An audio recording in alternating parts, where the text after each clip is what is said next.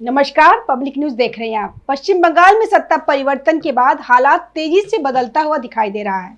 जिन नेताओं और अधिकारियों पर पहले कार्रवाई नहीं होती थी, अब उनके खिलाफ लगातार पुलिस और जांच एजेंसियों का शिकंजा कसता जा रहा है। सबसे ज्यादा चर्चा पूर्व मुख्यमंत्री ममता बनर्जी, उनके भतीजे अभिषेक बनर्जी और टीएमसी के कई नेताओं पर हो रही कार्रवाई को लेकर है। पश्चिम बंगाल में अब सत्ता का पूरा समीकरण बदल चुका है और जिन मामले को पहले दबा दिया जाता था, अब उन्हें फिर से खोला जा रहा है। सबसे बड़ी खबर ममता बनर्जी के खिलाफ दर्ज हुए केस को लेकर सामने आई। उनके खिलाफ एक बीजेपी कार्यकर्ता और वकील रिंकी चटर्जी की शिकायत पे मामला दर्ज किया गया। आरोप है कि ममता बनर्जी ने एक सार्वजनिक कार्यक्रम के दौरान हिंदू समुदाय को लेकर आपत्तिजनक टिप्पणी की थी। यह मामला नया नहीं बताया जा रहा, बल्कि दावा किया जा रहा है कि विधानसभा चुनाव से पहले भी इस मामले को लेकर शिकायत की गई थी, लेकिन तब पुलिस ने कोई कार्रवाई नहीं की, क्योंकि उस समय राज्य में ममता बनर्जी की सरकार थी और प्रशासन पूरी तरह उनके नियंत्रण में था। किसी पुलिस वाले की हिम्मत नहीं थी कि वो टीएमसी के छोटे से छोटे कार्यकर्ताओं के ऊपर पुलिस एक्शन ले, ममता बनर्जी जो सीएम थी। अब जबकि राज्य की सत्ता बदल चुकी है, वही मामला फिर से चर्चा में आ गया है। शिकायतकर्ता का कहना है कि चुनाव के दौरान मुस्लिम वोट बैंक को साधने के लिए लगातार ऐसी बयानबाजी की गई, जिससे हिंदू समाज की भावनाएं आहत हुई। आरोप यह भी लगाया गया कि ममता बनर्जी ने खुद को मुस्लिम समुदाय का सबसे बड़ा हितैषी साबित करने की कोशिश की और इसी राजनीतिक रणनीति के तहत कई विवादित बयान दिए गए। अब उसी मामले को आधार बनाकर उनके खिलाफ कानूनी कार्रवाई शुरू की जा रही है। लेकिन अब सत्ता बदल चुकी है। पूरी तरीके से जो पश्चिम बंगाल का खेल है वो बदल चुका है और इसीलिए ममता बनर्जी के खिलाफ में अब केस भी फाइल हो चुका है और ममता बनर्जी की आगे आने वाले दिनों में कितनी ज्यादा मुश्किलें बढ़ने वाली है। दूसरी तरफ अभिषेक बनर्जी को लेकर भी बड़ी कार्रवाई की खबरें सामने आई। पुलिस और स्पेशल टीम ने उनके आवास पे पहुंचकर कई इलेक्ट्रॉनिक उपकरण जब्त किए। पुलिस टीम कथित तौर पर सुरक्षा स्कैनिंग प्रणाली और निर्माण से जुड़े कुछ मामलों की जांच कर रही थी। बताया गया कि नगर निकाय की ओर से अभिषेक बनर्जी से जुड़ी संपत्तियों को लेकर कई नोटिस पहले ही भेजे गए थे। आरोप है कि निर्माण नियमों के उल्लंघन और कथित अनियमितताओं को लेकर कुल 17 नोटिस जारी किए गए थे, लेकिन उनका जवाब नहीं दिया गया। इसी को आधार बना के पुलिस ने आगे की कार्रवाई शुरू की। कई मीडिया रिपोर्ट्स में दावा किया गया कि जांच एजेंसियों ने इलेक्ट्रॉनिक डिवाइसेज और दस्तावेज अपने कब्जे में ले लिया है ताकि आगे की जांच की जा सके।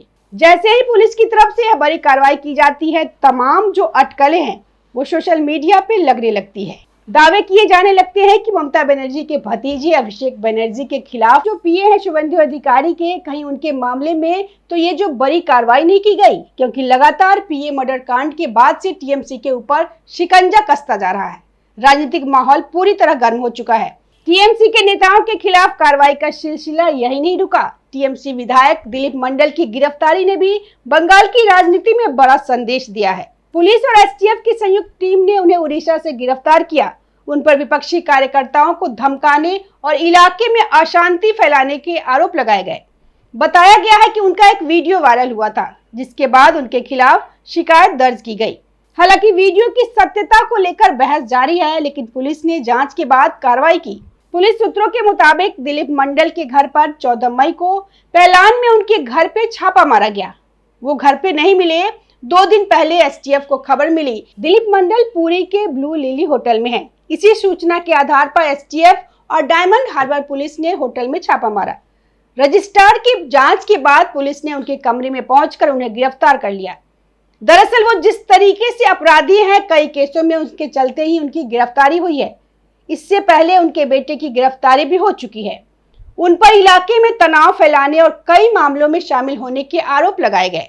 राज्य में पिछले कुछ दिनों के दौरान टीएमसी नेताओं और कार्यकर्ताओं के खिलाफ लगातार कार्रवाई होती दिखाई दे रही है। दावा किया जा रहा है कि एक हफ्ते के भीतर 70 से ज्यादा टीएमसी नेताओं और अपराध से जुड़े लोगों पर कार्रवाई हुई है। बीजेपी लंबे समय से आरोप लगाती रही है कि बंगाल में सिंडिकेट राज, तोलाबाजी और राजनीतिक हिंसा को संरक्षण मिलता रहा है। अब नई सरकार कोशिश कर रही है कि वह कानून व्यवस्था को सख्ती से लागू करेगी। इसी बीच कई ऐसी तस्वीरें और वीडियो भी सामने आए जिनमें आम लोग टीएमसी नेताओं के खिलाफ विरोध जताते दिखाई दिए। कुछ जगहों पे महिलाओं द्वारा नेताओं के खिलाफ गुस्सा जाहिर करने की खबरें भी सामने आई। वहीं एक और तस्वीर आप देखिए, दरअसल ये तस्वीर है टीएमसी के पूर्व जो मंत्री रहे हैं अरूप राय के करीबी टीएमसी के नेता, जिनकी चप्पलों से धुनाई महिलाएं करती हुई नजर आ रही है, क्योंकि जिस तरीके से उनका शोषण अब तक हुआ, जबरन वसूली हुई, उसके बाद आम जनता अब इस तरीके के गुस्से में है और खासतौर पे महिलाएं अब जमकर जो है टीएमसी के नेताओं के खिलाफ अपना गुस्सा जाहिर कर रही है। और जिस तरीके से चप्पलों से टीएमसी के नेता को कूटा गया, यह माहौल इस बात का संकेत माना जा रहा है कि राज्य में राजनीतिक बदलाव के बाद लोगों के भीतर भी काफी नाराजगी उभर कर सामने आ रही है। बीजेपी नेताओं का कहना है कि बंगाल में पिछले कई वर्षों से जो राजनीतिक हिंसा और कथित भ्रष्टाचार का माहौल बना हुआ था, अब उसका हिसाब लिया जा रहा है।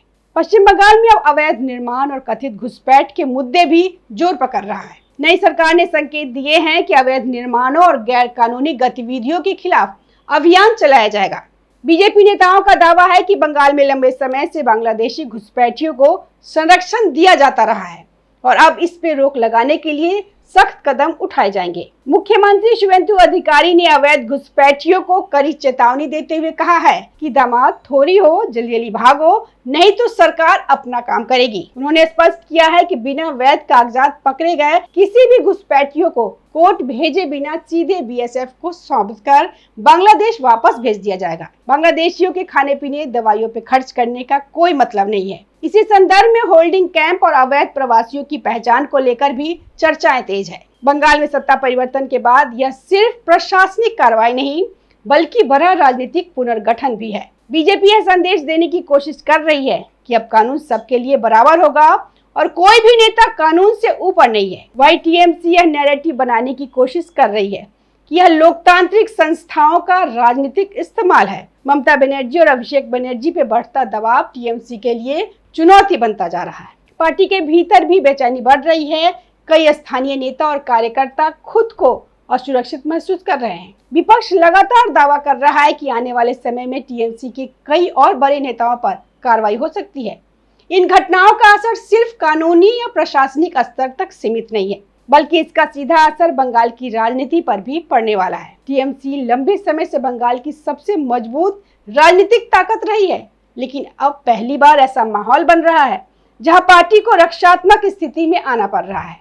बीजेपी इस पूरे घटनाक्रम को भ्रष्टाचार और तानाशाही के अंत के रूप में पेश कर रही है। फिलहाल बंगाल की राजनीति में सबसे बड़ा सवाल यही है कि आने वाले दिनों में यह कार्रवाई कितनी आगे जाएगी। क्या यह सिर्फ शुरुआती कदम है या फिर बड़े स्तर पर राजनीतिक और कानूनी कार्रवाई का दौर शुरू हो चुका है। ममता बनर्जी और अभिषेक बनर्जी पे बढ़ता दबाव निश्चित रूप से टीएमसी के लिए चिंता का कारण बन चुका है। राजनीतिक तौर पे देखें तो बंगाल अब एक नए दौर में प्रवेश करता दिखाई दे रहा है। जहां पहले सत्ता के खिलाफ बोलना मुश्किल माना जाता था, वहीं अब विपक्ष आक्रामक मोड में नजर आ रहा है। पुलिस और जांच एजेंसियों की सक्रियता ने साफ संकेत दिया है कि आने वाले समय में राज्य की राजनीति और ज्यादा गर्म होने वाली है। सबकी नजर अब इस बात पर टिकी है कि टीएमसी इन चुनौतियों से कैसे निपटती है और ममता बनर्जी इस बदलते राजनीतिक माहौल में अपनी पार्टी को किस तरह से संभालती हैं। लेकिन इतना तय है कि पश्चिम बंगाल की राजनीति में इस समय जो घटनाएं हो रही हैं, उन्होंने पूरे देश का ध्यान अपनी ओर खींच लिया है। धन्यवाद। ऐसे ही खबरों के लिए देखते रहिए पब्लिक न्यूज। ताज़ा खबरों से जुड़े रहने के लिए हमारे चैनल को सब्सक्राइब करें और बेल आइकन को दबाना ना भूलें, ताकि हर खबर की नोटिफिकेशन आपको मिलती रहे।